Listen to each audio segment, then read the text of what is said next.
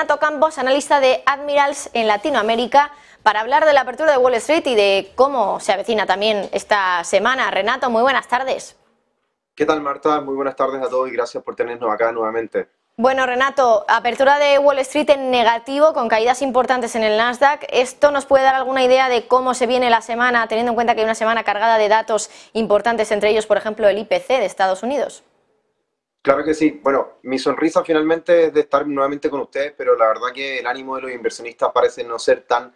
agraciado o bien estar tan contento, teniendo en cuenta, por supuesto, las previsiones que el mercado parece tener con este primer reporte trimestral del año, respondiendo al primer trimestre del 2023, en donde las previsiones de crecimiento o bien en los rendimientos de las compañías del S&P podrían caer en torno a un 7%, lo cual se suma en este inicio de semana a la probabilidad de conocer también un alza de tasas durante la reunión del próximo 3 de mayo. Recordemos que durante las últimas semanas el mercado ha descontado, bien se ha mantenido bastante indeciso ante la posibilidad de conocer nuevas restricciones en la política monetaria de Estados Unidos, entendiendo que la inflación se viene moderando a un ritmo bastante prudente y también reconociendo los riesgos de recesión que corre la primera economía y por ello entonces la poca necesidad aparentemente de seguir obviamente restringiendo la política monetaria y con ello, por supuesto, la capacidad de crecimiento de Estados Unidos. Por el motivo, o bien por esos motivos, la renta variable parece ceder terreno, pero también muy pendiente, como tú bien señalabas, al reporte de inflación de esta semana, que podría experimentar una importante contracción hasta un 5,2%, un 5,4%, que podría ser el promedio que nosotros estamos evaluando, desde un 6%. Recordando que ya el mes pasado, en su último reporte, se contrajo de un 6,4% hasta un 6%, y con ello entonces la posibilidad progresiva de ir alcanzando el objetivo meta de la Reserva Federal de Estados Unidos durante los próximos meses o bien durante los próximos trimestres. Claro, hablas de una caída en la inflación del 6% al 5,4%, ¿no? Has llegado a decir también justo ahora. ¿Esto qué reacción podría tener en los mercados financieros? Porque entiendo que hay una gran parte de esto que tiene que ver con los efectos, con el efecto base, ¿no? De que estamos comparándolo con marzo de 2022, cuando ya había empezado a afectar por la parte energética la guerra en Ucrania, pero ¿supone, más allá del efecto base, una desinflación muy importante el hecho de que haya bajado hasta el 4%, o simplemente podemos achacárselo a ese efecto base y por lo tanto no tanto a lo que está haciendo la Reserva Federal?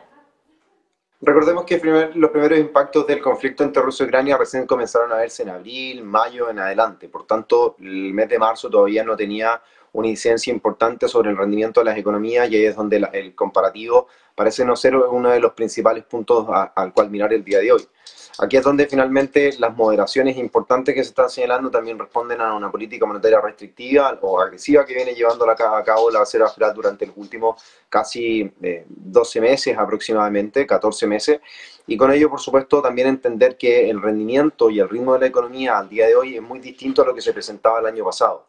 Recordemos que finalmente cuando un banco central sube sus tasas de interés, restringe la capacidad de crecimiento, restringe por supuesto la capacidad de crediticia de las grandes industrias y es uno de los grandes problemas que también se está avecinando el día de hoy. No tan solo por supuesto al entender que una inflación que se modere es algo favorable frente a los efectos que está teniendo o bien frente a las medidas que adopta la Fed o bien durante los bancos centrales durante el último tiempo, sino que también entender que los precios pueden estar cayendo por otros motivos, frente a una menor demanda, motivo por el cual también entonces las ventas al por menor durante esta semana que vamos a conocer el día viernes van a entregar una sensibilidad o bien mayores nociones y conocimiento con respecto a lo que está ocurriendo y por supuesto cuál vaya a ser el rendimiento de crecimiento durante el primer trimestre de este año. Ciertamente este compendio de datos macroeconómicos nos van a dar a entender finalmente qué tan sana es la moderación que está experimentando o que están experimentando los precios en Estados Unidos durante el inicio de este 2023, entendiendo que, por un lado, como bien te decía, puede llegar a ser un efecto favorable en el tiempo,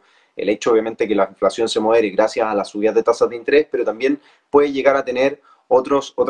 más que estar reaccionando a la baja,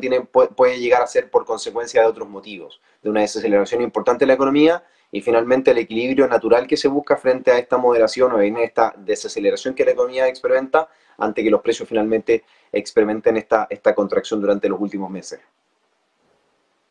Bueno, Renato, además de datos de inflación esta semana, también comienzan ya enseguida, en los próximos días, la temporada de resultados, ¿no? Resultados que, por cierto, van a comenzar con el sector bancario de Estados Unidos. Entiendo al final que va a ser también una fuente de volatilidad esos datos o esas cuentas bancarias en Estados Unidos. ¿Qué es lo que podemos esperar? Porque hay muchos analistas que ya han bajado muchísimo sus estimaciones para el sector de los bancos regionales en Estados Unidos. ¿Crees que va a ser un susto los datos que nos van a dar estos bancos?